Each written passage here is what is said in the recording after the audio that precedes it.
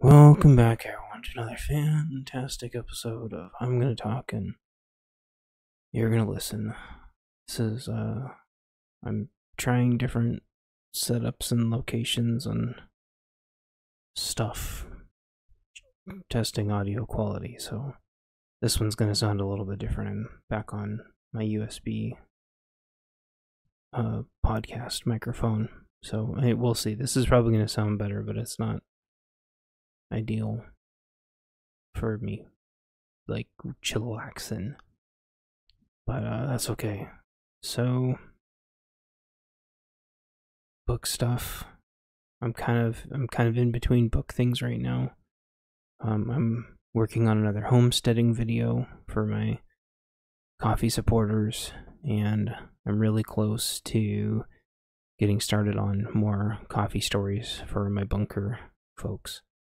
And I started thinking of like an angle for that, sort of like a direction to head in until I start coming up with more like streams of conscious little stories to plug in gaps and stuff. But it's probably going to be split between Ghost Company 3 mini stories and Fanny 2 mini stories, since those are my next two books in the works. And then the other side set of stories in the works is going to be, I cannot remember the gal's name, but basically she kind of jet sets around, literally, and she's got like a bodyguard, and she goes and does concerts at different venues on the collapsed East Coast. So that was kind of like, this is like flash backwards quite a while, but that was the kind of venue, the new venue I had thought up for how to explore the different afflictions on the East Coast. And I'm not saying my PNW affliction's going to be done after Fanny 2 and Ghost Company 3 and this singer, this musician's story, but that's as far out as I've written. So I think the bulk of the story is going to culminate at the end of Ghost Company 3, actually. And then I suspect, if we as a society even make it long enough for me to finish all that, then I'll have to reevaluate, because I was thinking about the natural end of the series, and I think there's been a couple of times in the past. I've talked about this in prior podcasts, but I'll bring it up again because I have kind of a different perspective on it now, for sure.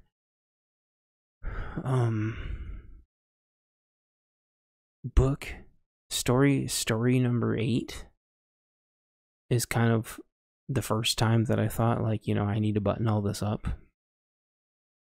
And then it took me a while again. And then kind of story number 14. Well, I mean,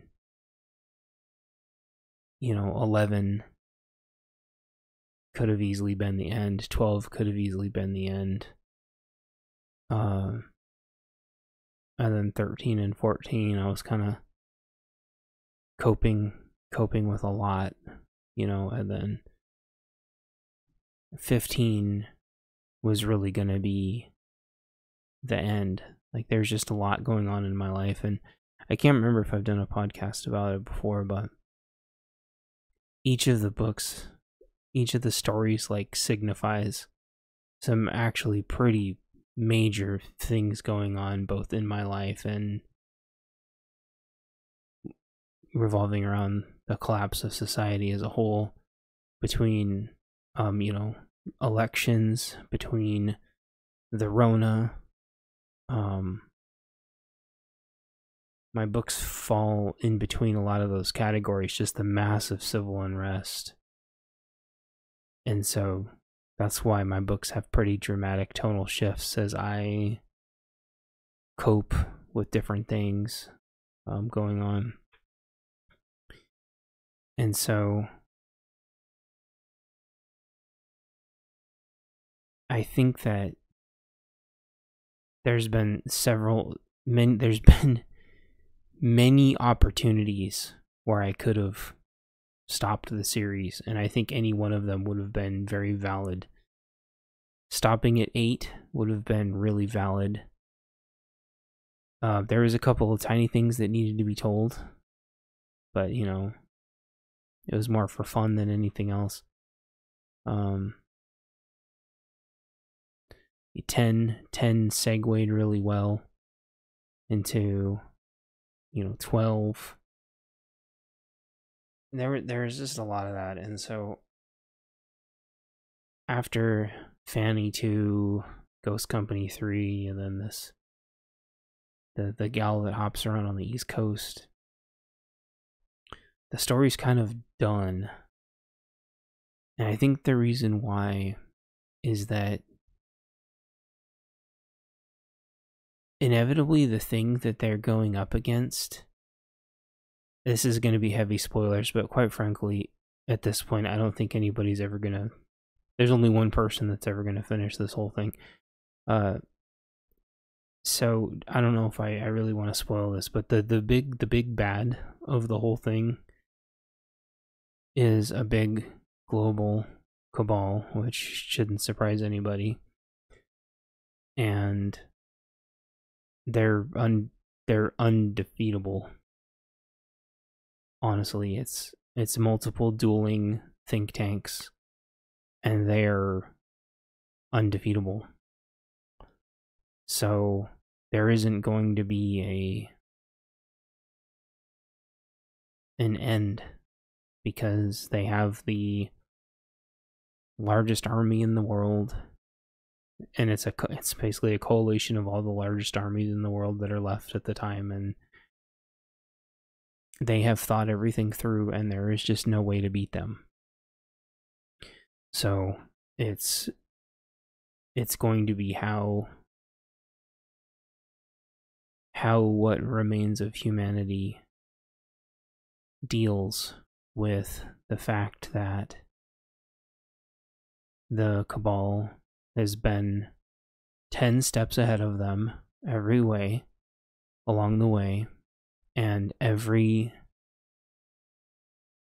eventuality 10 steps ahead has been anticipated in every direction,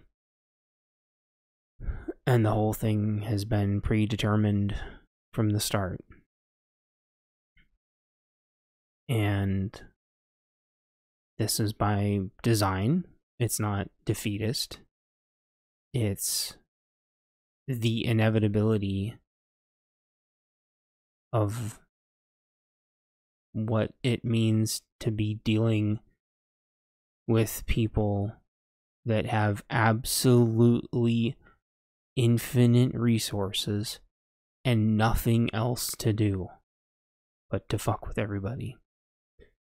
And so that's not a defeatist mentality. I think where sci-fi, where fantasy get it wrong is the good guy always winning, or good gal always winning.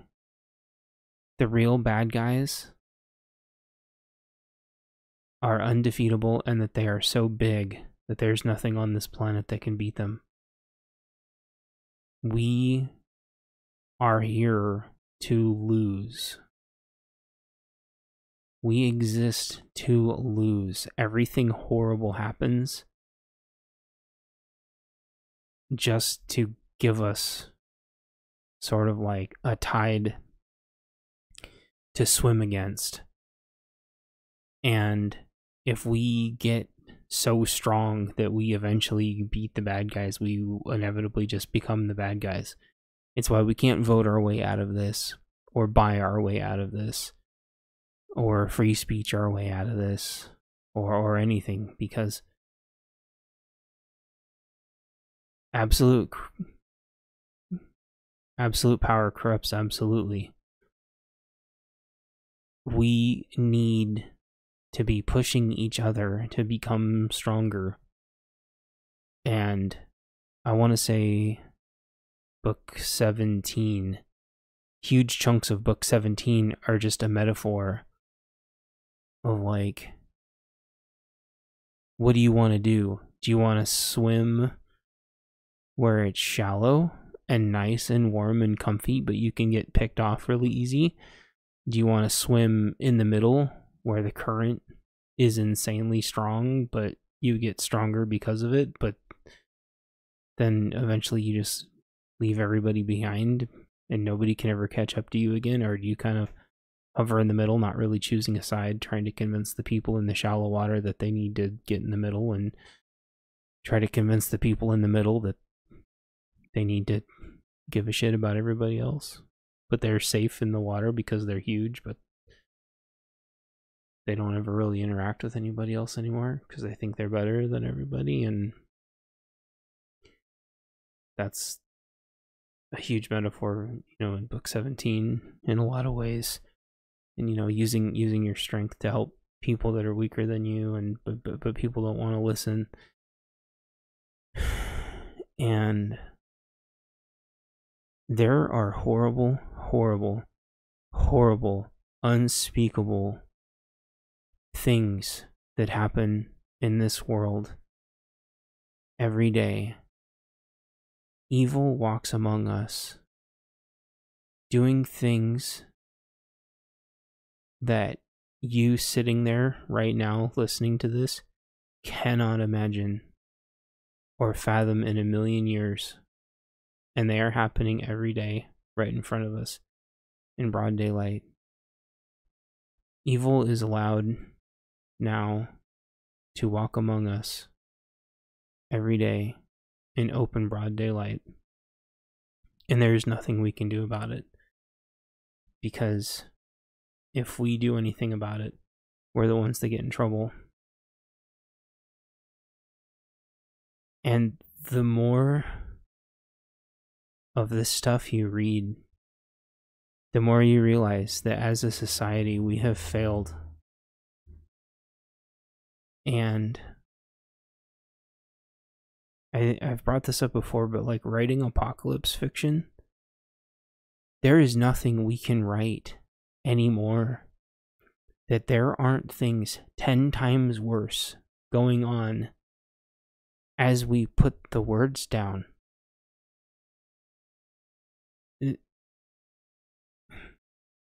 Pure evil, you could say, pure evil is indifference. Pure evil is sitting around and doing nothing. But that's not what evil is. Evil is the thing that's existing, that's preventing us or punishing us from doing anything about it, so that evil can only propagate and get worse and worse and worse. And my books are how I coped with that for the longest time, and that's how I've been able to get this far. But when children are involved and when children are getting hurt, there shouldn't be any discussion other than, this is a wood chipper and you're going in feet first, until children stop getting hurt. And we will continue feeding the wood chipper until people stop hurting children. It shouldn't even be a discussion, right? But we live in a society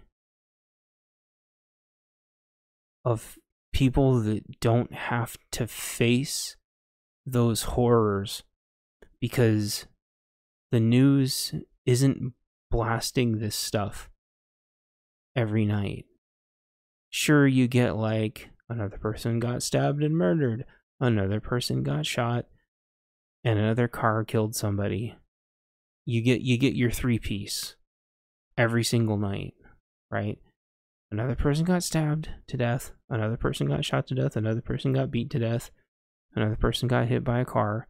And this many cars got stolen. This is what the news is every night. Okay? Every single night. This is what the news is. And then it's like, and on to sports.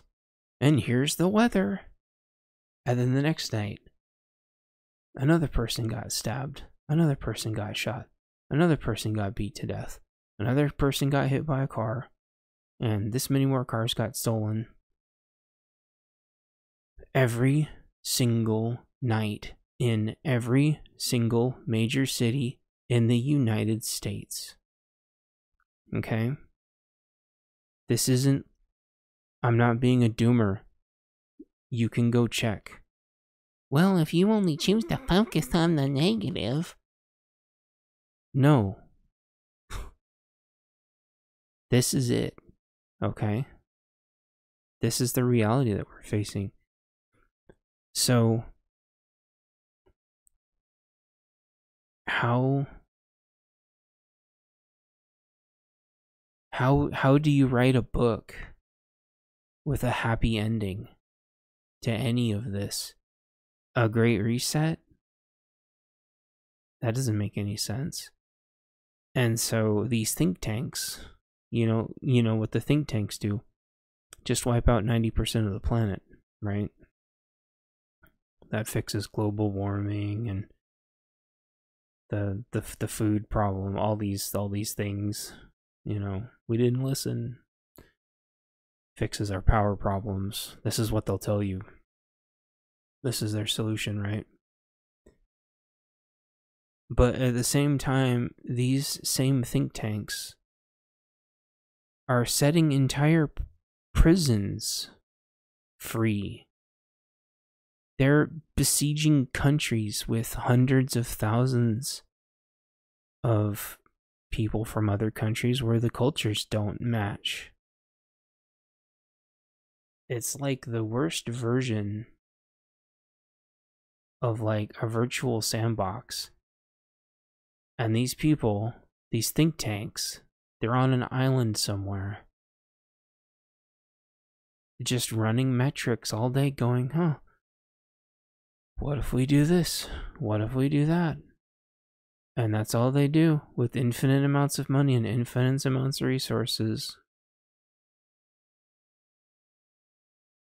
And the rest of us, and that's why there's a lot of people that would say this is like a big simulation.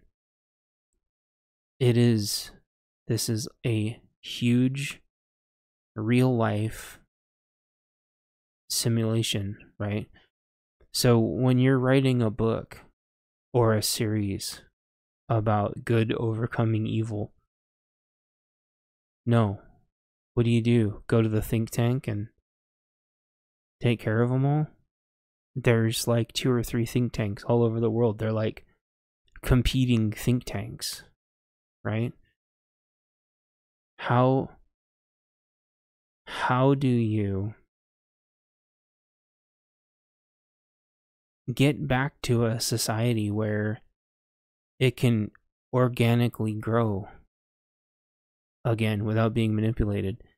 And it's not even just normal. It's not even just normal society. It's crypto. It's the stock market. It's AI. It's energy. It's water. Everything is manipulated, and some people think the weather's manipulated. I don't know. Chemtrails, contrails. I think a lot of that's a distraction in the moon landing, and people get way too distracted over dumb shit. It doesn't matter if climate change is real. In fact, somebody mocked me about that the other day. Oh, so you're admitting that climate change is real? They thought they were, I don't know if they were being fucking clever or what. I'm like, no, what I'm telling you is that it doesn't matter if climate change is real. It only matters if people believe climate change is real. Because if they believe it's real, they're going to move based on climate. If they move based on climate to perceived more beneficial climates. The infrastructure can't support it. The energy grid can't support it. Water can't support it. Sewer can't support it. Food logistics can't support it. Okay? Schools, teachers, medical. Look around your area. When was the last time a new hospital was built? Probably not even in your lifetime. Okay? In hundreds of miles in every direction, I don't know a single new hospital that has been built in my entire lifetime. And hundreds of thousands of people have moved into the Pacific Northwest. Not even counting the homeless. Okay? But what do? They fire the cops. What do? They fired the nurses because they wouldn't take the shoop and doop, right? Infrastructure can't support it. They can't build buildings and they can't renovate buildings fast enough. They can't build houses fast enough because they won't 3D print the houses like they should. They should just be 3D printing houses and just being able to click modules onto them at this point. Right? Like, so how do you write a book? How do you write an apocalypse fiction book? How do you write an ending to that? You know, you could go the Escape from LA route where he just EMPs the planet. I think I talked about that in my last podcast. Like, you'd have to EMP the planet 100 times for the think tanks to not be like messing with anything ever again. And then at that point, you're just back at the Stone Age, and the think tanks in their bunkers have enough food and energy and power to last for hundreds of years. Okay? Like, sooner or later, they're going to dig back out of the rubble and they're going to be effing with everything again. And nobody even knows who they are. They're so far removed, like, they aren't the leadership of every country, right? The leadership of every country has, like, handlers. And those handlers report to somebody else, and that other person reports back to the think tank, and the think tanks all are competing with each other for who knows what reason. They're insane. And they want to take out even remotely, like, the slightest bit of leadership. Meanwhile, it seems like we're all getting poisoned to be just lethargic and tired and burned out. And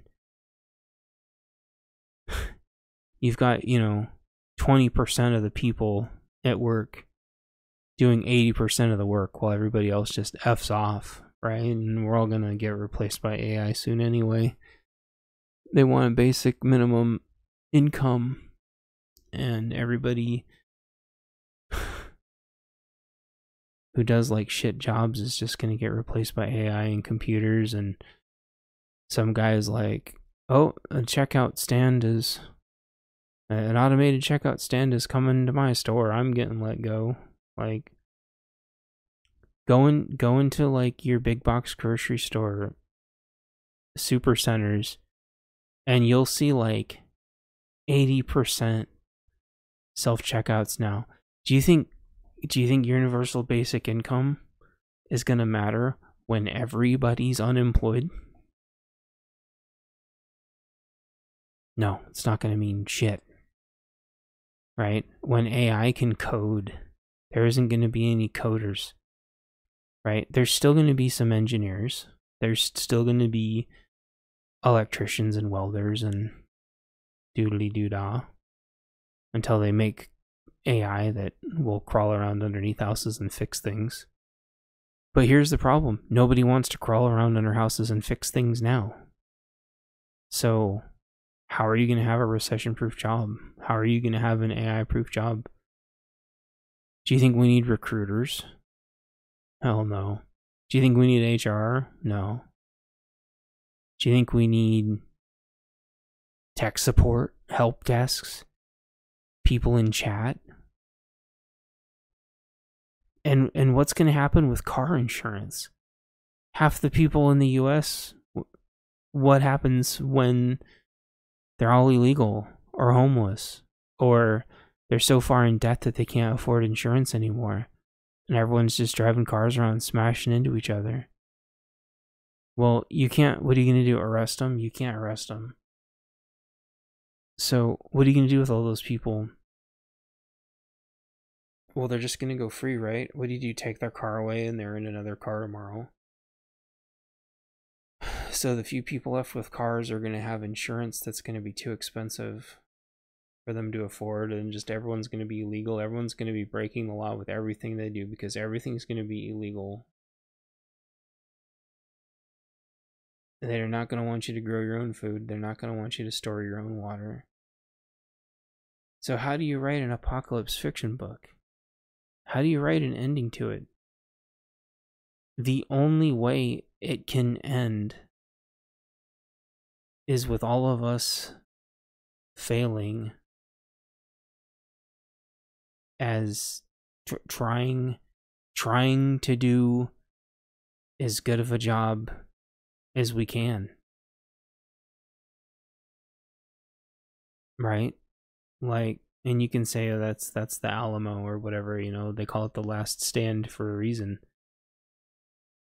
And you're right, but we were never meant to survive this. We were just meant to do our best. Our whole existence revolves around dealing with insurmountable odds in unwinnable situations. Like a giant simulation. Which is what all this is. So, that doesn't mean go do bad stuff. I think a lot of people have figured this out and they take out their entire family. Because I think it finally hits them, right? And that's horrible. Like, people need to reach out. If they're feeling that, they need to reach out and get help. Because that's not the answer. And that's why I think there's a lot of fake Christians out there. But I think through writing,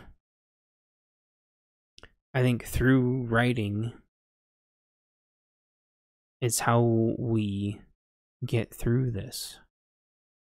It's how I've gotten through this, right? You exercise, you eat right, you get healthy, you go find a doctor, you know, you get the help that you need, you get the sleep that you need, get an emotional support pet. Stop listening to the wrong YouTube channels and start listening to the right YouTube channels. Turn off the wrong news and start listening to the right news in healthy doses. And then you start writing. And through writing and repeating yourself enough, saying the right things, you will eventually manifest your reality. Right?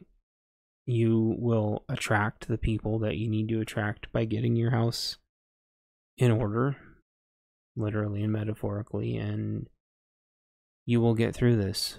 There's two schools of thought, right? There's the school of thought where you need to amass as much stuff as possible to survive. And then there's the other school of thought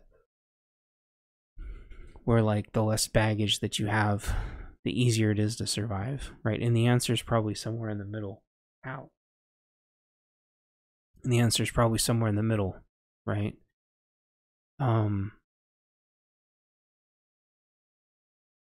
There's a lot of stuff that we have that we don't need. And there's a lot of people with stuff that just hoard it all and don't use it to help anybody. And I think through writing, through thinking these things through to their inevitable conclusions, and being honest with yourself, you will be walking through the steps. You will be creating the pathways in your mind that allow your brain to see the conclusions that you need to get to. Or you can just do a podcast and try to talk through it. But you have to choose your words really carefully and not say certain things.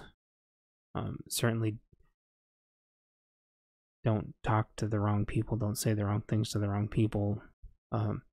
People get scared and they lash out when they hear things that scare them, because it's easier for them to lash out than it is to accept reality that we're all going to get wiped out sooner or later. Some of us are just going to last a little bit longer, and some of us it's going to be through skill and training and preparations, and some of us it's just going to be pure dumb luck. And then hopefully through the divine grace of the big guy upstairs, we all find each other. But nobody knows the time or the place, and the book that you're writing is the perfect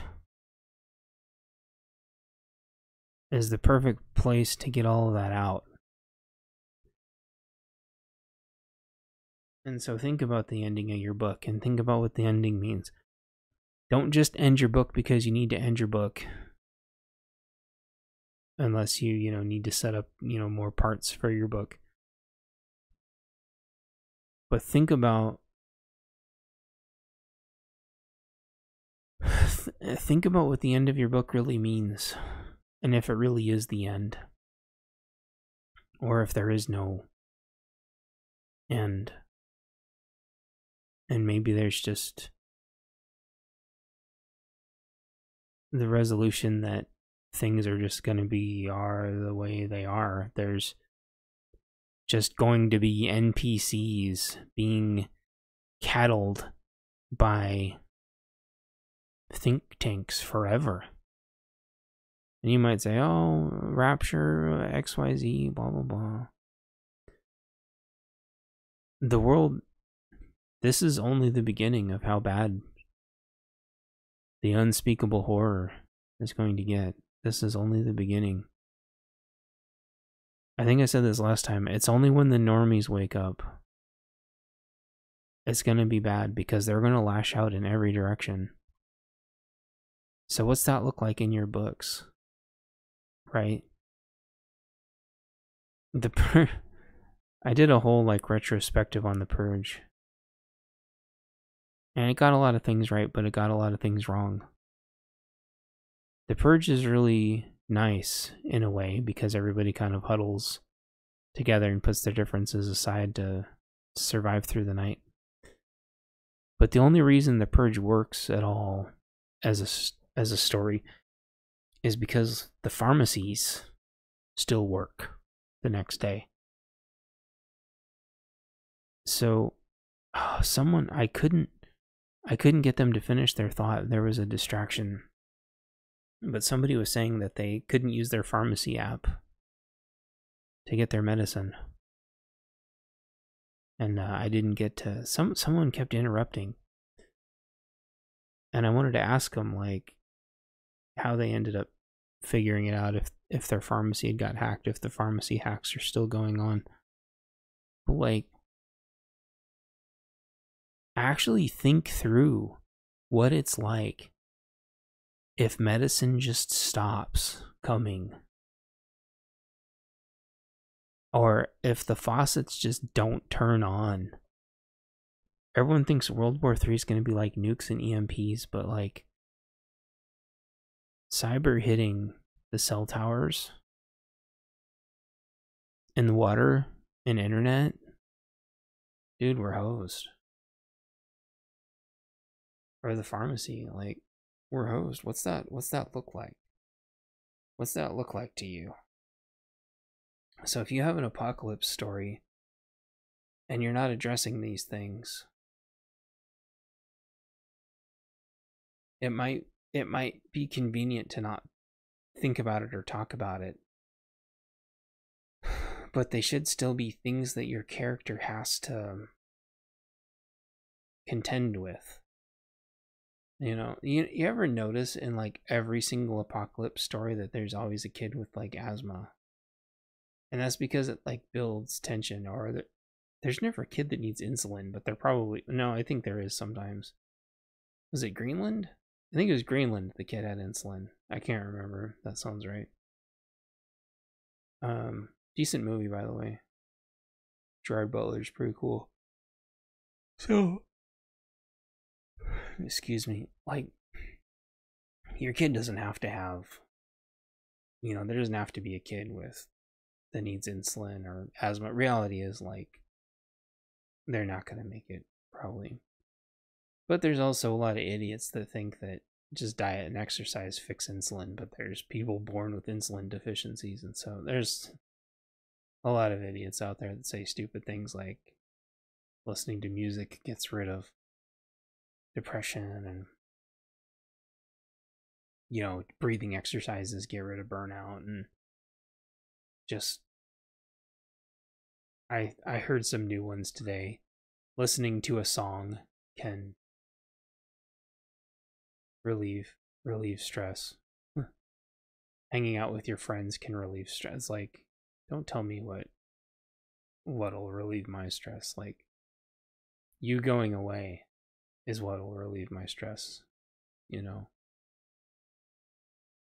But there will be things like, you know, getting a pet, only dealing with the things that you can control. But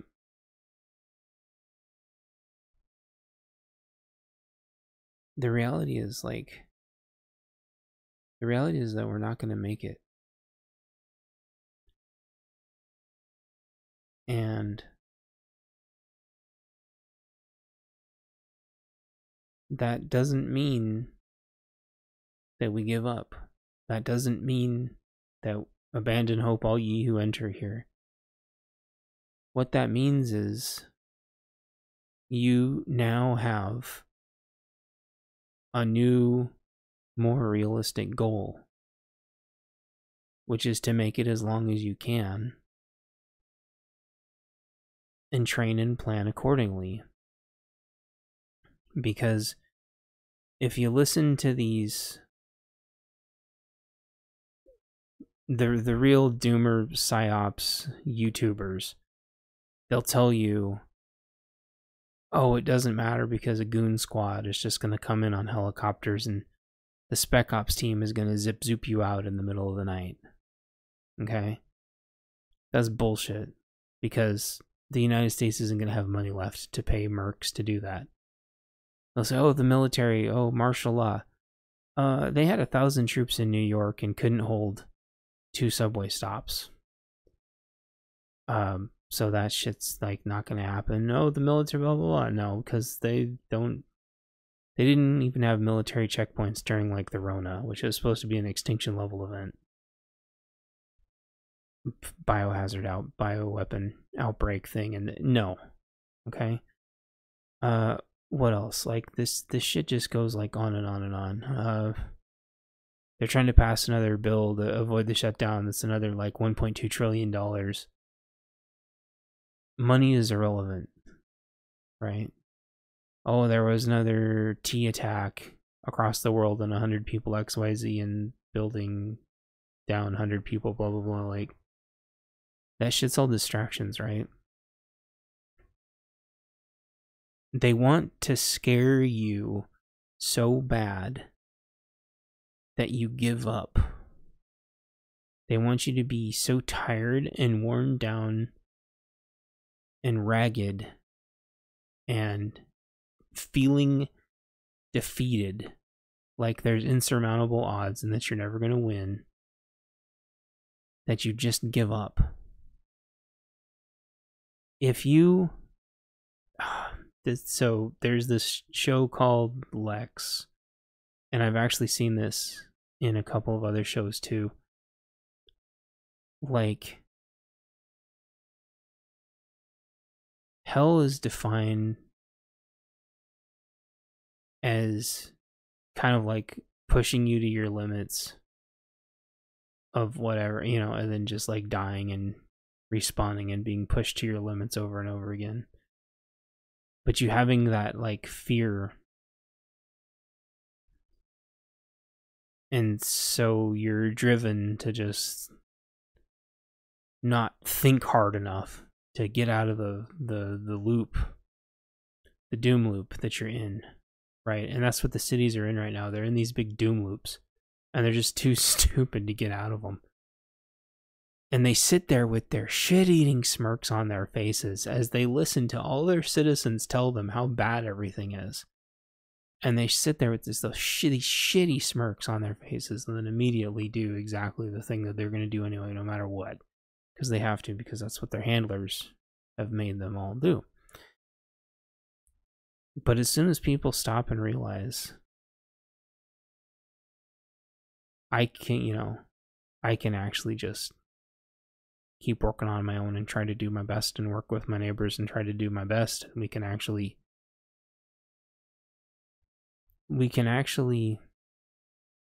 become better. We can actually grow until they have no control over you anymore.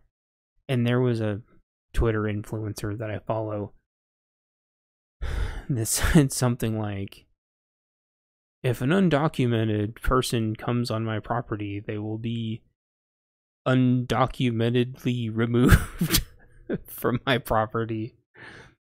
And that's the whole philosophy, is realizing that there's like an artificial set of rules, right? Slowly but surely over time, through words being changed and through societal norms slowly changing, and be slowly told that more and more stuff is extreme, and forming a group and training together as a team, and mags over a certain size, is extreme. Having land is extreme. Being a certain ethnicity is extreme. They've just turned society into this big, weak, pathetic, sick, resource-constrained, terrified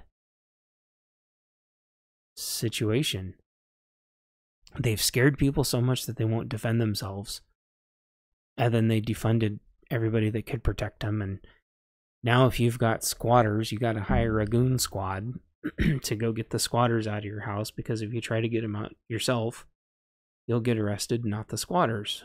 And I've been talking about this for years, because I think one of the first places it happened was really close to where I used to live. And if you're not following along because you're new, basically somebody could force their way, someone could kick your front door in, refuse to leave, and you could not make them leave, and you could not call the police and make them leave. That is a real thing that could really happen where I came from. They could move on to your property too. They could move on to your property and just say they're not going to leave. And you'll go broke trying to get rid of them, only for them to move like 5 feet and then just plop right back down again. And so, do you think that would have happened 100 years ago? No. Well, what's changed? People's perception of reality has changed. Slowly but surely. And once our chains are broken, our mental chains will realize that our mental chains have all been self-imposed, and that everybody can just stand up and say no, and the whole facade will fall down. But it takes everybody doing it at the same time to just say no. Everyone to just say no. But the problem is, there's only one side doing that, which are the lefty-loos. The further and further progressively lefty-loos. They figured it out. They figured it out years ago. They just get enough of them, and they just say no to something, and reality just bends around them. It's taken conservatives longer to do that, because it's just not in their nature to be disruptive anymore. They just want to go with the flow and work and raise their kids, and those are all honorable things. They're too afraid to lose their jobs. They're too afraid to lose the stuff they have. But they're dealing with people who have already lost everything and who just get free handouts now. Those two things aren't compatible. If conservatives were willing to sacrifice everything to just say no, this could all stop tomorrow. But it's not going to happen. But that doesn't stop you from writing all that into your story. Somehow. And if enough people write about that in their stories, it's what's Legion, season 2 of Legion talks about the power of suggestion is like planting a seed. You plant a seed as a suggestion, and you just leave it there. And you might have to leave it there for a long time. But sooner or later, that seed's gonna start growing. And that's what your book is like.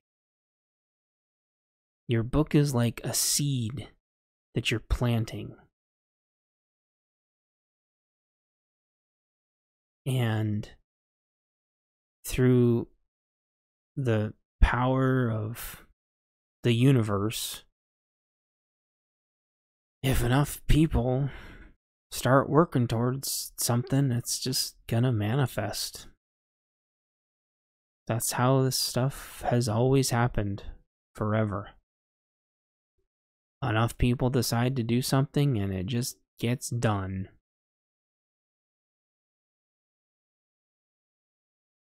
People just don't realize it.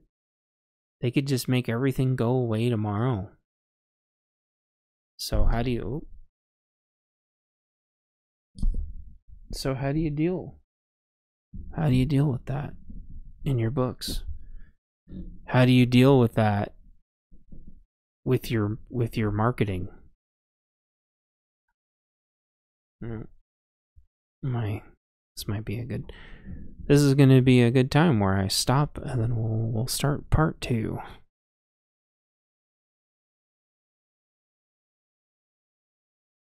Or I could be wrong, and a coronal mass ejection wipes us all out. Or fries everything. I have no idea. So, given all that, I know that's a lot. It's funny. People think that I'm kind of like heavy with my metaphors in real life, but it's just like, it's actually legitimately sad how much I have to censor. How much I have to censor in real life if I just like if I just like really cut loose with how I really feel.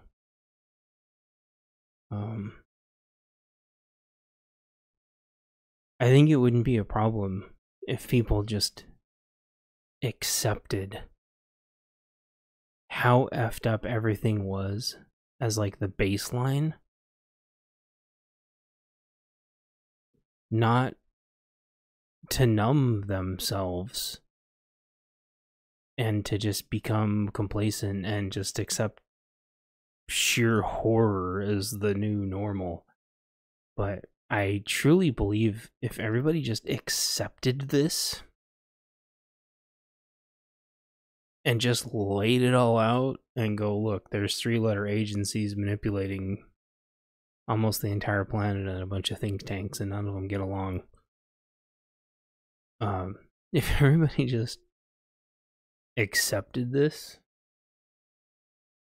we could like just go, okay, well, let's change a couple things and move on with the rest of our lives and actually live happy lives without psychos running around.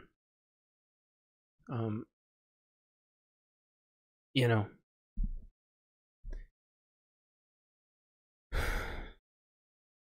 but instead people just look at you in horror that you brought it up, but then they're going to want to complain that, you know, you like triggered some traumatic event that happened to them and PTSD and blah blah blah. And it's like, it's called bliss. Someone taught me that a long time ago. This thinly veiled sprinkling of sugar is called bliss. And it's nice to see that there's innocent people on the planet running around and full of life that still smile. And I don't want to take that away from people, but we wouldn't have to if, I don't know, there was some kind of law enforcement agency and some kind of prosecuting body that locked these people up forever or shook them loose of their mortal coil so all the innocent people could be I like seeing people smile. I like people being happy. I want life. I want the world to be full of life. But I just don't know how we get there. So, how do you market this? It's funny, right? I seem to always be at the wrong place at the wrong time, writing about the wrong things. And my first inclination when things started getting really bad back in 2016, 17, 18, my first inclination was to write apocalypse fiction because that's what I was dreaming about. And it wasn't until a couple years later when things started getting really, really, really, really bad to where I thought to myself, nobody's going to want to read this stuff. Things are already bad. Why would anybody read apocalypse fiction if things are already bad? And I did get a lot of snide comments. People saying, oh, well, I can just watch that on the news. Or, I just read the Bible. I was like, shut up. That's just such a pretentious thing to say. I read the Bible. Okay. So do I. That's just a chicken shit response. Like, people look for fellowship. They look around for people who are thinking and feeling the same thing as them. They're looking for hope. They're looking for a way through. They're looking to see if somebody else is just a little bit further ahead of them, somebody who is doing just a little bit better than them, so they know that they're not alone. And I'm that way right now with gardening. I'm struggling with gardening. So what do? I try to find somebody on YouTube that's doing just a little bit better than me because I can't get my strawberry seeds to germinate. So what do? I find somebody just a little bit better than me. So just because it's gardening season doesn't mean that like I'm not going to write a book about gardening because I'm just not there. Like I'm okay, I'm doing okay at it. But these people are 10 steps ahead of me, and there's an entire science around it, clearly. And there's a lot of people that have this boiled down and figured out. But think about it for a second, like, it's gardening time. What's everybody do? They get gardening books, right? When it's cold out, what's everybody do? Like, they go climbing around in the ice. When it's hot out, what's people do? They go outside and they deal with being hot. Most of the time. Like, we seem to be creatures that seek whatever the thing is that's going on, and then we absorb as much content about it as we can. So I ended up being completely wrong, thankfully, about writing about apocalypse stuff during this massive civil unrest. And it's the same thing with the virus stuff during the Rona. People couldn't stop talking and watching about virus books and virus movies. And then people were making more and more virus movies like by the day during the Rona. And everyone was just eating it up. And now the Civil War stuff, and there's another Civil War movie coming out, and there was tons of those during Jade Helm. There was all kinds of that stuff. Like, us as human beings don't typically run away from whatever's going on. We tend to absorb actually even more content about it, which seems massively counterproductive. But that seems to be how we are. So if everyone's all of a sudden worried about grid down or EMP, that's what they're going to flock to. If everyone's worried about the ocean levels rising, the ocean levels, like, they're going to go try to find movies about people flooding, or they're going to go on YouTube and watch all those sick tsunami videos. Those are insane. And then you realize, no, if there's a tsunami, I'm just gonna die. you just realize that you're gonna die from something different than what you initially thought you were gonna die from. You know, or you're gonna go watch Hurricane Katrina stuff and realize that, like,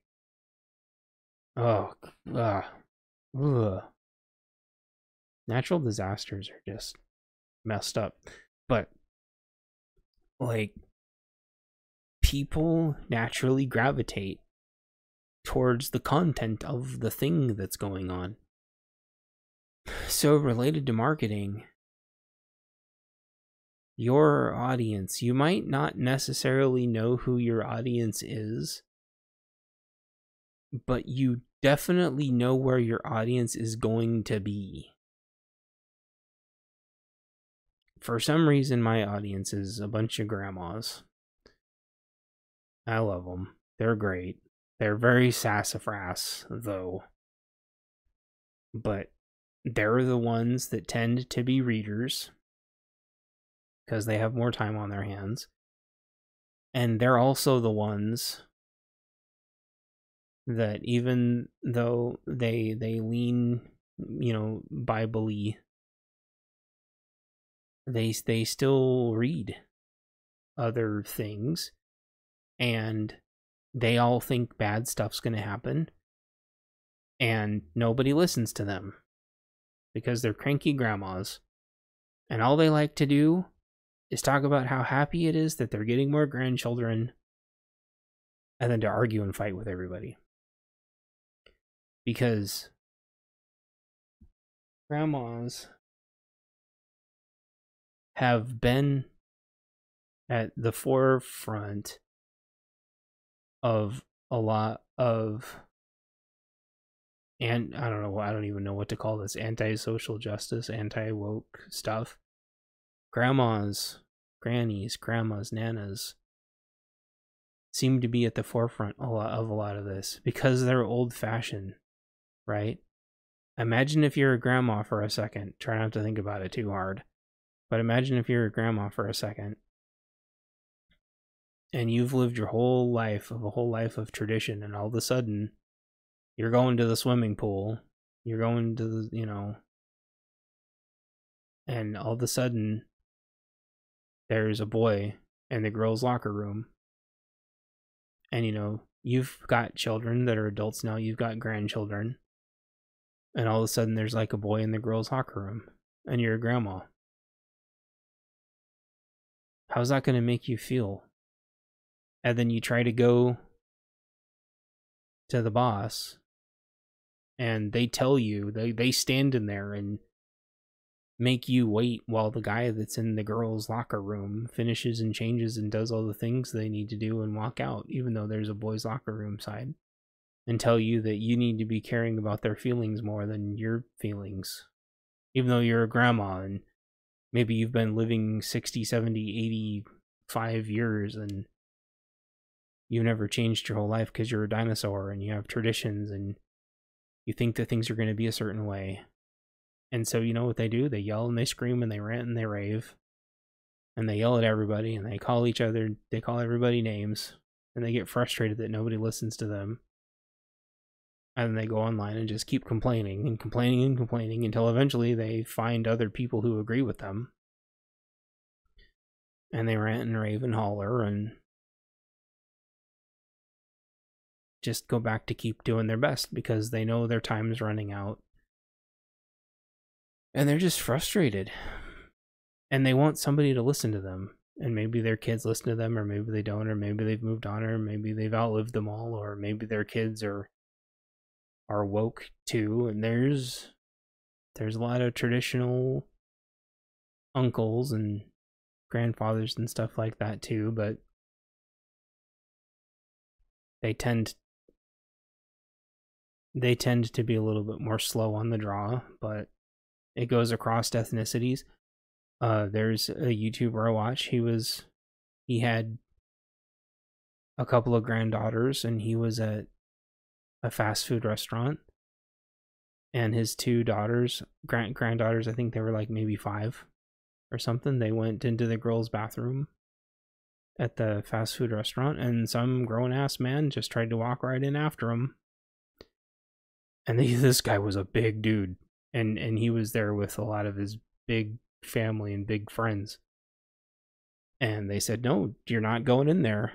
And he's like, I'm trans, I can go in there if I want to. And he's like, "You can wait until my granddaughters are out if you want, or you can go in the other bathroom." And he called them transphobic and everything and called them all the names in the book. And they're like, "You can call me whatever you want, but I'm not moving. You can wait, or you can go in the other bathroom. My 2 granddaughters are in there." And the manager told him to move, and he said no, and they went and called the police, and the police said move, and he said no, and his 2 granddaughters finished going to the bathroom, and they all left. It was almost a huge problem though. And you might be like, "Well, you're off on a crazy tangent now." But here's the thing, like, if you write about anything in your books, write about the things that matter to you, and write about the things that are going to resonate with other people. And then you need to think about what those people talk about and what those people are going to say and where those people are going to be not because you're pandering to them, but because, well, some of those people are extremely based and don't really care if there's content that supports them or not, because they're so based that they are just going to tell everybody how it is. But there's other ones that maybe aren't as firm, and they're looking for other people to listen to them and to let them know that they're not the only ones. I used to spend a long time just telling people that they weren't the only one. You know, I stopped doing that for a long time, and I think it was the right thing to do. But now here we are again. And there's a lot of people out there that maybe their friends have turned on them, maybe their family's turned on them, and they feel like they're just screaming into the void. So on Twitter, for example, you will see these people picking fights with just like 100 people at a time, because they're just so frustrated, and they have detached themselves from the consequences of being ostracized, because there's no community left that they identify with, and so they're angry and they don't know what to do about it. And this generation and this time, that's how people find like-minded people, is they just go pick fights with as many people as they can at once to just see if there's anybody left that will stand shoulder to shoulder with them and either say, hey, you're not the only one. Okay? There's others out there still. There's not a lot of us. But through the pressure, we've been forged. And through their weakness, they've become squishy bastards. For the lack of better. Right? So, when you're thinking about marketing, really what you're doing, if you're an honest person and not some kind of shill piece of shit, is you're looking for people that are going to identify with the messages in your book. What's the message of your book? What's the ending of your book? What's the solution that you're trying to propose? How do you plan, in your book, how do you plan on getting to that solution? What solution are you proposing, like the methodology that's going to work? And through that,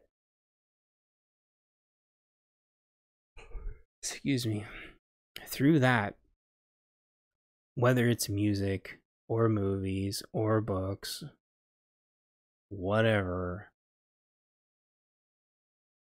you will find the people that are going to identify with your story if you're true to your story. And going back to a couple podcasts ago, that's the problem with a lot of these writers. They're just making these commercially viable products, shitting them out, giving them to a publisher, and the publisher's just shitting them out. And that was weird. I just saw the sky flash.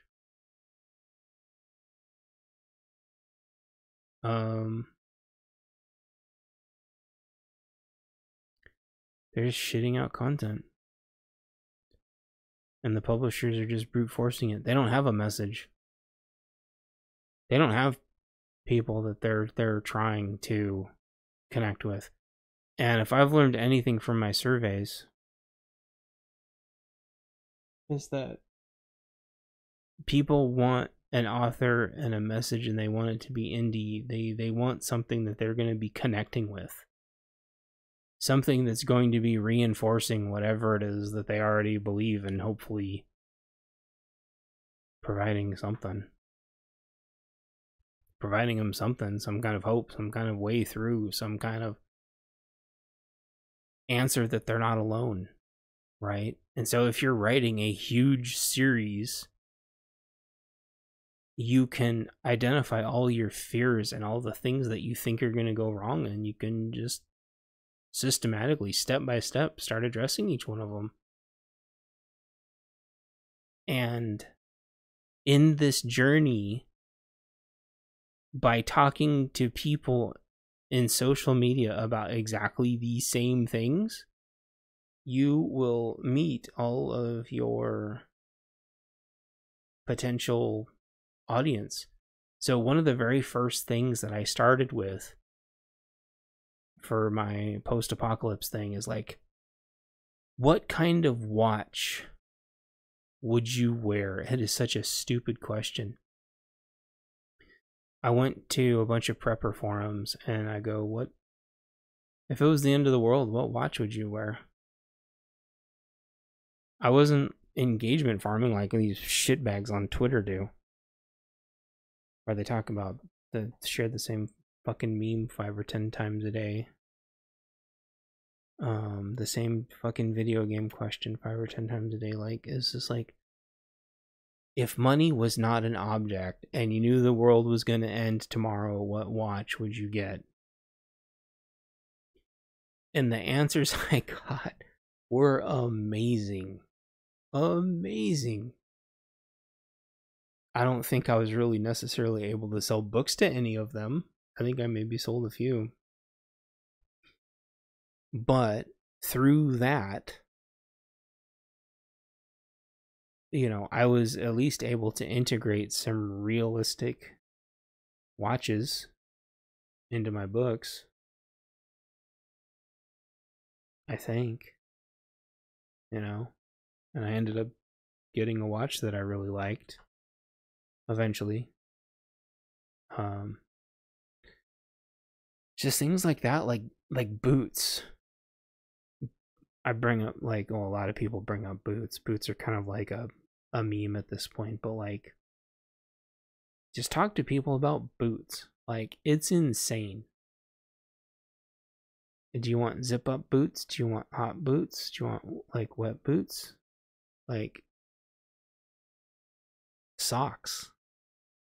Like, prepping shit hits the fan stuff is so in fact, I actually remember how I very first started this at all, not counting all the Boy Scouts and stuff, is I wanted to learn about dehydration. For some reason, it was like, how did the military in Iraq not all like just get dehydrated and die? Right? Like, for some reason, like, it was blowing my mind how you could be in the desert in full battle rattle, and sometimes they wore even more than that because there was some different armors that they tried, and sometimes they had to wear their chemical stuff. I don't know all the names of all the, you know, the different conditions that they had to be in to potentially wear the different things. But like, it was a million fucking degrees, you know, and obviously that's not our climate. And so you can get climatized and stuff, but, you know, they can fly directly there and just kick you out, and then you're just expected to go do stuff. So I was like learning about, you know, water backpacks, and like pre-hydrating, and then like electrolyte pills and electrolyte packets and stuff. And through this, you know, I read what tons and tons and tons of people had been writing, and I hadn't been writing my own books yet, but like, eventually, you know, if all of that was still around, I think those forums are long gone, but, you know, I could have eventually came back and tried to, like, after I had built a reputation with all of those people, maybe asking them questions, integrating those things into my book, you know, I could have turned around and maybe tried to sell my book back to them, for example. You know, my military books are that way. You know, I have a book with, you know, Native American components into it, so I talked to real Native Americans. I learned a lot, and yeah, my books would have come off as just complete and total fraud if any one of them had ever read it, because when you don't know what you're talking about, like, it really comes out in your books to somebody who knows what they're talking about. And imposter syndrome when you're an author is a real thing, and people who are just making like commercial shit products like don't care if they call stuff the wrong things. But I think there's some good faith there if you talk to the communities and actually try to impress some of their actual culture and interests and opinions and values into what you're trying to write. People respect that, and then through that, maybe they'll check your book out after they hear more about you. I don't think that's the most successful way to market in the world, but I feel like that's the most genuine and authentic way. That's where you're going to find the people who are interested in the things. You might go, well, I write fantasy. Well, okay, so swords, right? Like, go talk to the sword communities. Go talk to forge LARPers and learn about all the different metals and learn about the different types of edges there are. Learn how to properly sharpen a sword so you're not screwing it up. Like, through all of those things, you will talk to so many different communities, and you'll be building reputations with all those communities. And maybe some of them will check your book out. It, again, like, it's not a get rich quick thing, right?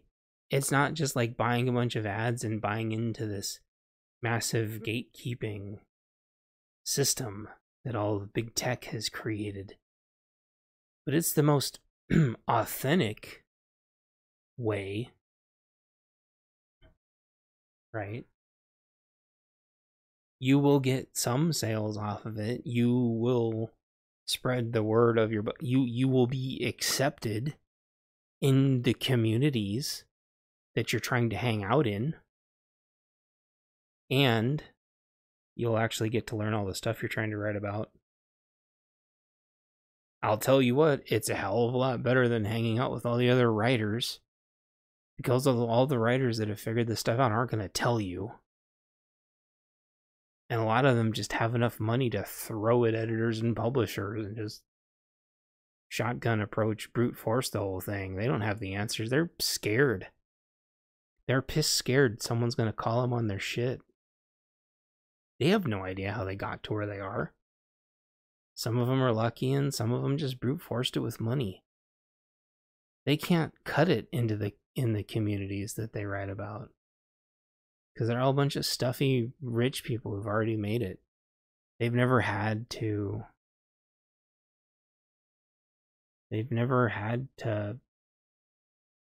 learn. You know, they're like teachers. They just stop learning at some point, and then just sit on their tenure and accuse somebody of cheating every once in a while.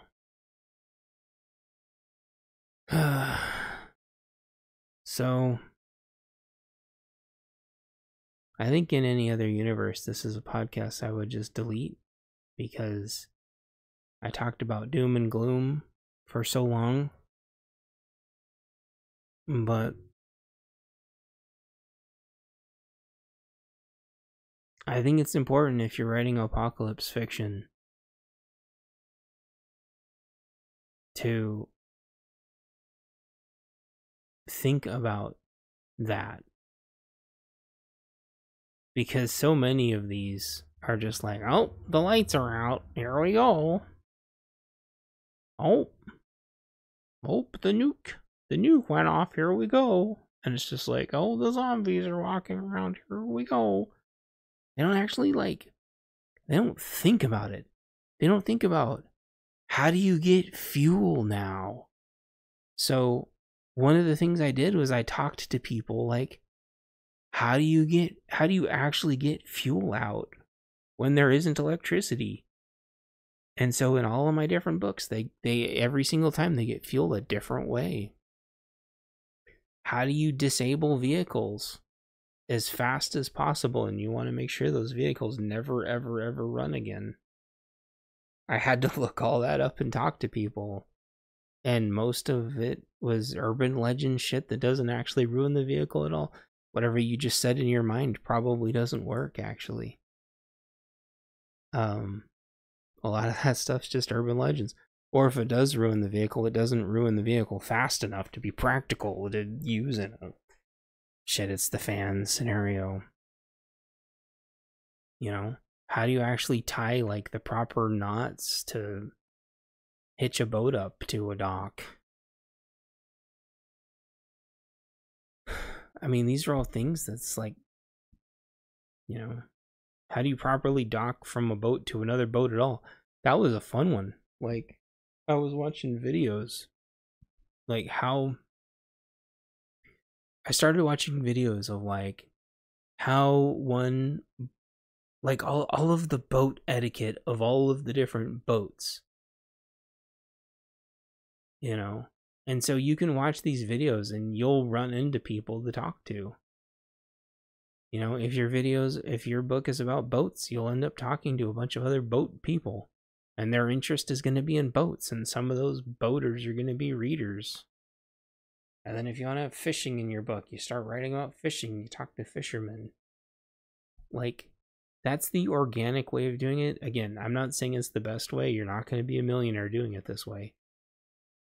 But that's stuff you can do, because those people will know immediately if you're pandering or if you actually spent the time, you know, talk about the right kind of fish hook on the right type of fishing, blah blah blah blah blah blah blah blah, fishing, blah blah blah. Anyway, people are going to know, and you can talk to them about it, and they'll be happy to tell you. And you say, hey, I'm writing a book, I want to have a fishing part. Can you please help me write this fishing part of this book? They're going to, A, respect the hell out of you for asking them. And B, some of them are going to want to know about your book. So that's when you turn on the charm. You tell them a little bit about you. You know, sell yourself, sell the genre, etc., etc., etc. Yeah. I think there was more there I was going to say, but I don't remember what it is now. That big flash in the sky really distracted me.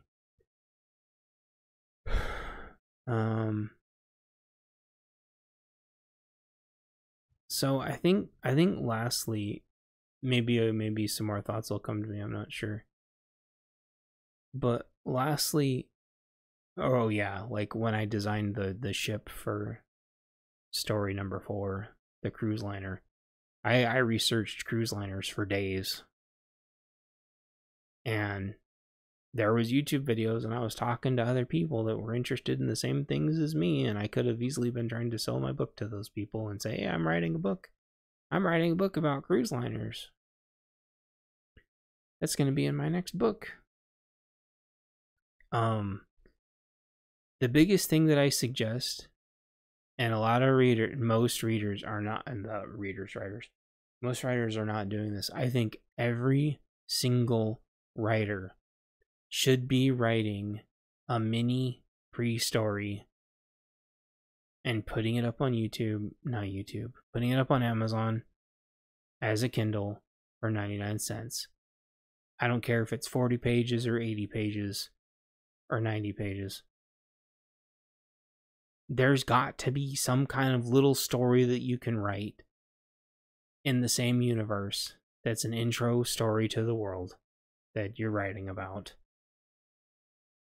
Some kind of extended prologue or something. Everybody should do that. I'm so glad I turned my first story into a 99-cent story, and I'm so glad my first story ends up being a good introduction into the world. I just lucked out. Some writers do that, not nearly as many as they should. Some of these writers, their first book is $5, $6, $8. Some of them more than that. It's just offensive. Like, dude, you want $15 for your Kindle? Are you an idiot? I think you need to have your first story that's like 99 cents, and it should be a little intro prologue or something. Yeah. Make it a good like representation of your writing, but don't, oversell your writing, but have it enough to where it explains the story and it explains the world that you're trying to create, through the eyes of a bug or a person or something, a dog, a cat, a floating eyeball with tentacle eyeballs. I don't know, whatever, fantasy, whatever. A sentient car. Something, because I think people, I'm completely pulling this out of my ass, but I don't really care. I have a very strong suspicion that people are getting sick and tired of paying for garbage ebooks. I think the market has become like so saturated with like $5-6 ebooks that people are just sick of it. I don't even want to look at a $5 or $6 ebook anymore. I have a whole wish list that are just Kindles that are just waiting to go on sale. I am infuriated at some of the Kindle books that I have bought just being absolute total dog shit. The same thing with real books, quite frankly. Some of these like Star Wars books are just some of the most monotonous, dry books I've ever read in my life, and some of these other AAA like video game adaptations are just some of the worst things I've ever read in my life. And people's money is becoming more and more and more and more valuable.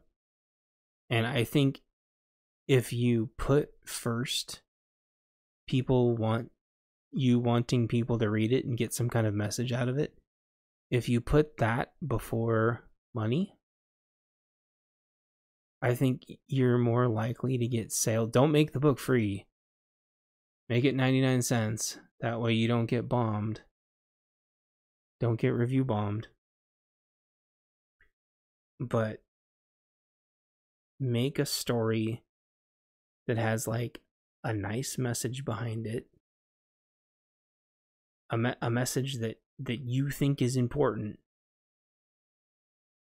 Put that message forward for 99 cents.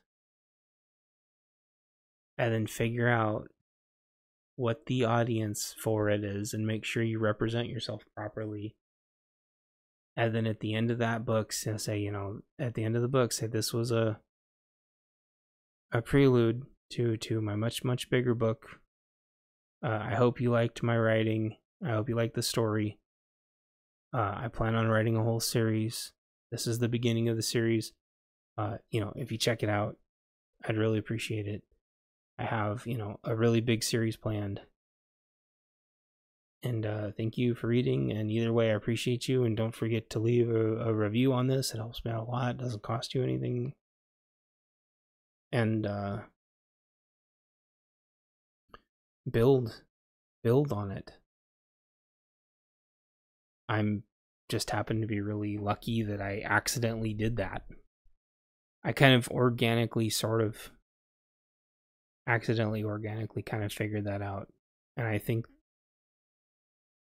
that's one of the only reasons that I'm was able to sell or move anything at all, quite frankly. So, anywho, I think that's it. This one kind of, I got to where I wanted to go with this one, but not quite in the order that I wanted. But I have a weird feeling like it kind of had to go this route.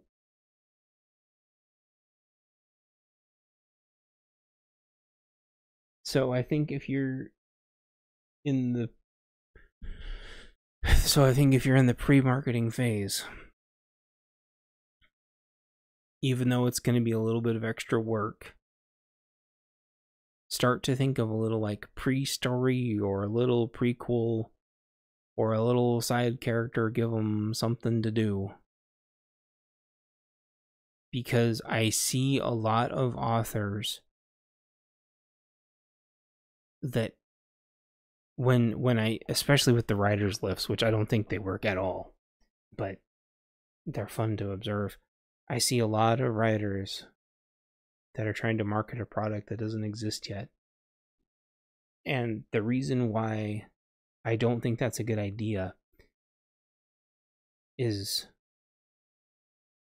unless you have some kind of release date, or unless you have the pre-release loaded in to Amazon already, and this is the same thing with Steam and video games in that regard too. If you don't have some kind of like pre-launch page that has like a reminder that's going to remind them, you're kind of like losing that effort and that energy.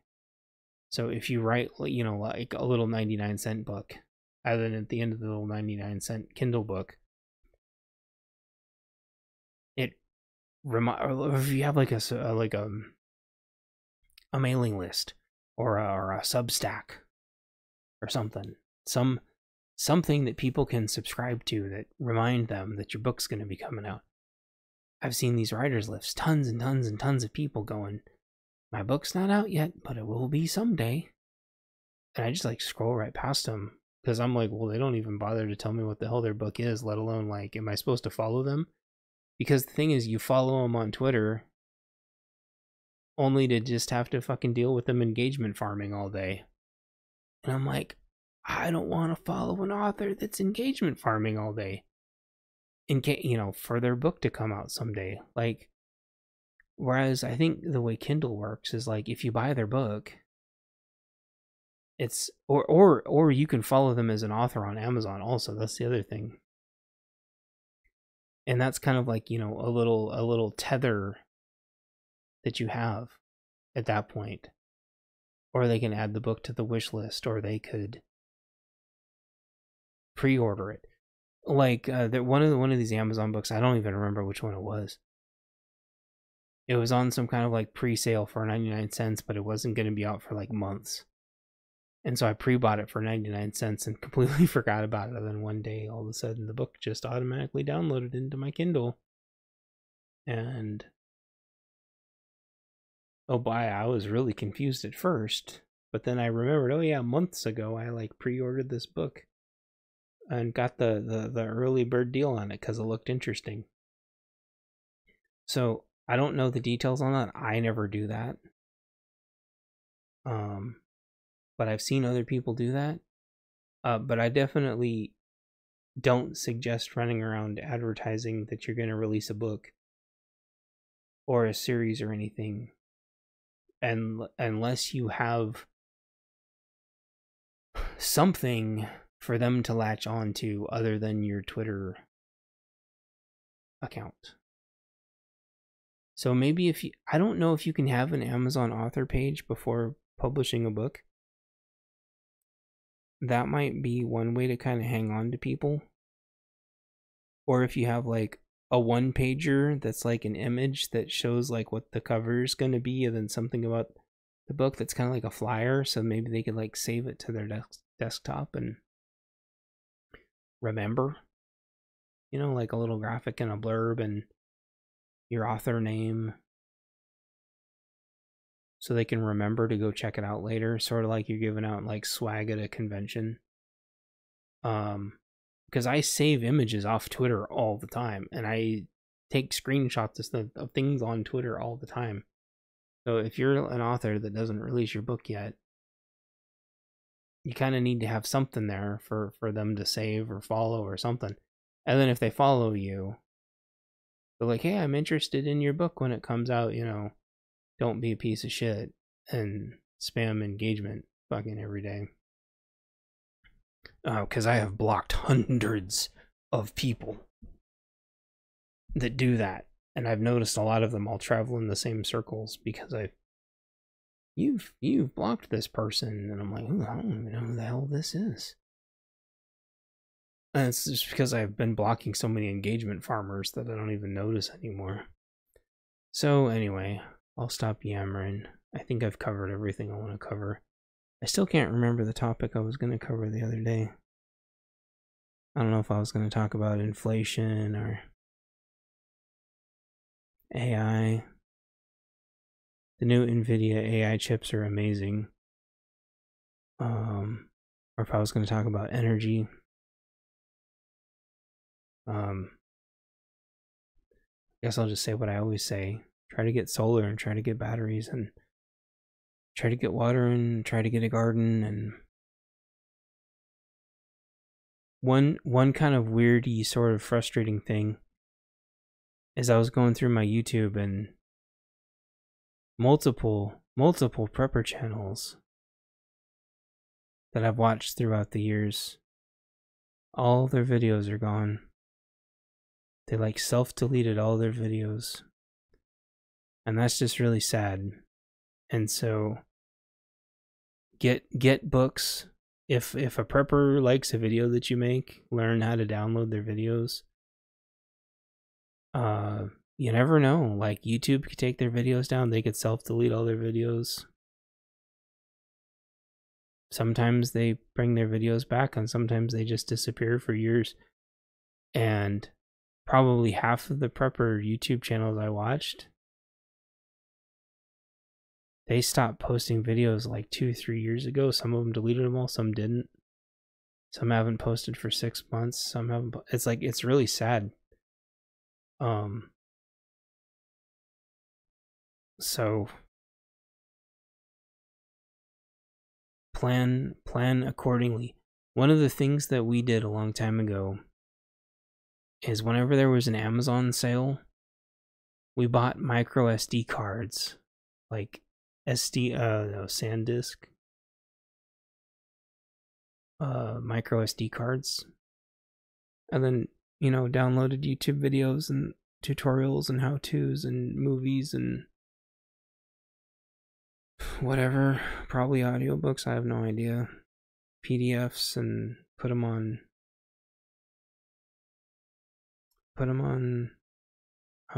flash cards and flash drives, and not flash drives, micro SD cards, and put them in,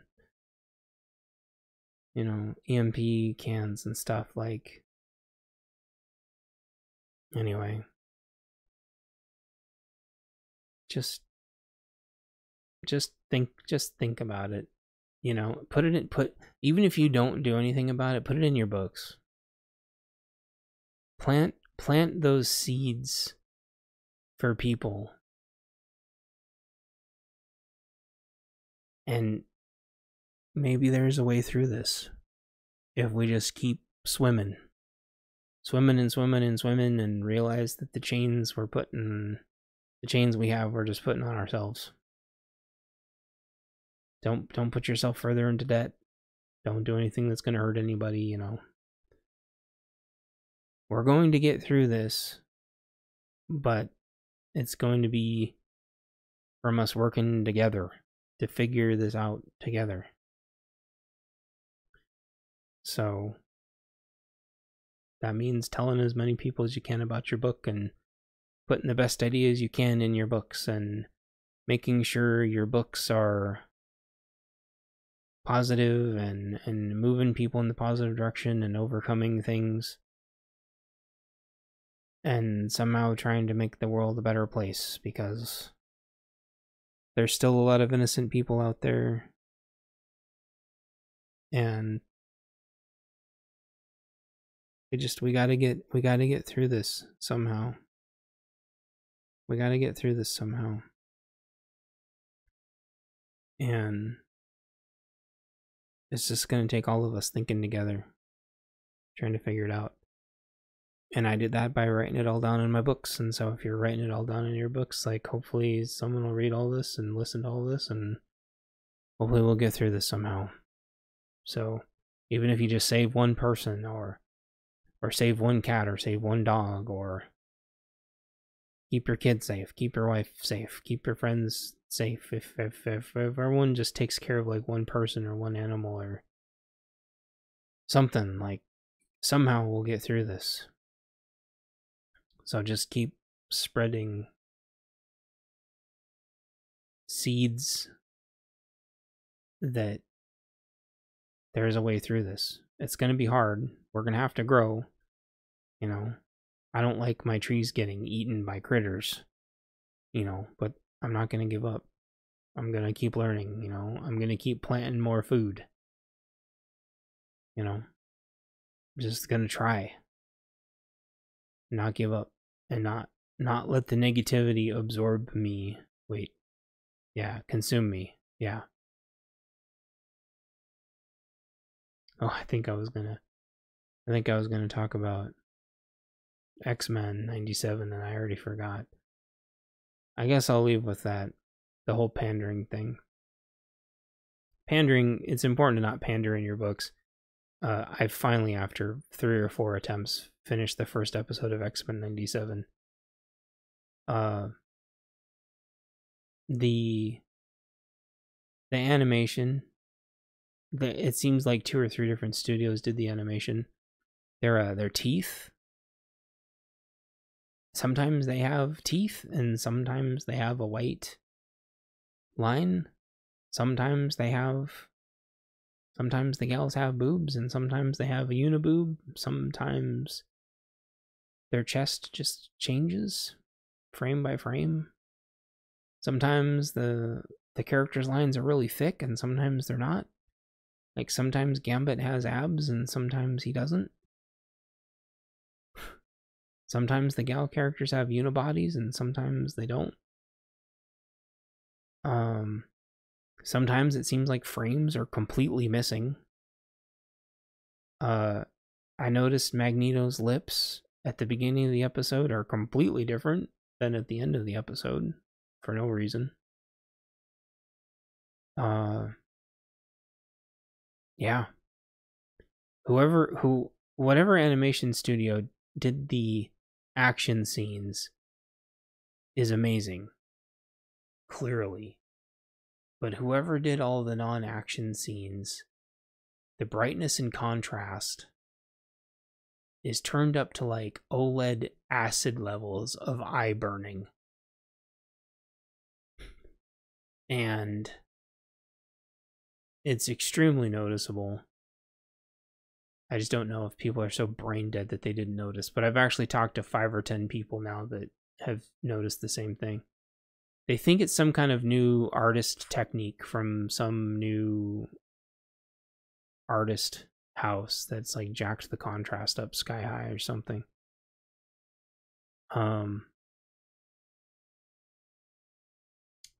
Yeah.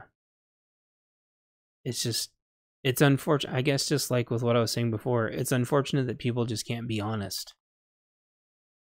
If we can't be honest and have like a new baseline, things are never going to change for the better. It doesn't matter if it's the new Contra that's dog shit, you know, or the new X-Men cartoon that's dog shit. Like the new Ninja Turtles is, you know, people pandering to us and trying to sell us junk and tell us, no, it's retro, it's nostalgia. And it's like, I think, was it Electric Underground? I think he said, like, it's just fan fiction. It's like a caricature of our childhood, you know. And you don't want, just looping it back around to books again, you don't want your books to be that way. I guess I'll close with this. There was a thread and people were talking about, does the gender of the author matter? And like 99.9999% of people said, no, of course not, you're an idiot. One of the people said, well, if I'm reading a trans book, a book about trans characters, I want the author to be a trans author because they said like non-trans people write trans characters really weird. And they're probably, I assume that they're right. And I was listening to the BBC. I used to listen to the BBC a lot. And one of them was talking about how, like, if you're not a minority, you should never write minority characters. And while I don't agree with that, and I think a non-trans person could write a trans character, but they would have to talk to a lot of trans people and have them as like a consultant. And there's a lot of conservative trans people out there, so you could definitely do this without getting into territory that sacrificed your other beliefs on things like leaving children alone, keeping children safe. So, and it's the same thing with minorities. Like, you can talk to other ethnicities, you can talk to other religions, and you can find ones that share pretty similar beliefs as you, and you could write them into your books, and then it won't seem like pandering. And they could have made this X-Men show without it seeming like pandering if they had just asked. It's the same thing with the newer Metroid games, and the newer Ninja Turtles, and the newer... all this new fake retro shit that they keep making. It's our culture. If they would just ask and listen. Instead, it's this cruel, pandering reinterpretation, and watching it just comes off like a bad dream. When you're watching it and like their teeth, sometimes they have teeth and sometimes they don't. And their lips change and their chests change. And then the total animation quality changes, and there will be characters that aren't animated at all and characters that are overly animated. And you could say maybe that has to do with the story, and one character has energy and one character is subdued and older and calmer, but it's just like, it's jarring. And it just comes off as pandering. And your book shouldn't be like that. So, talk to people. You'll find other people that think the same way as you. And if that comes through in your books, you're going to find people inherently that relate with your books. And you can try to talk to those people and say, hey, do you read books? Oh, what genre do you read?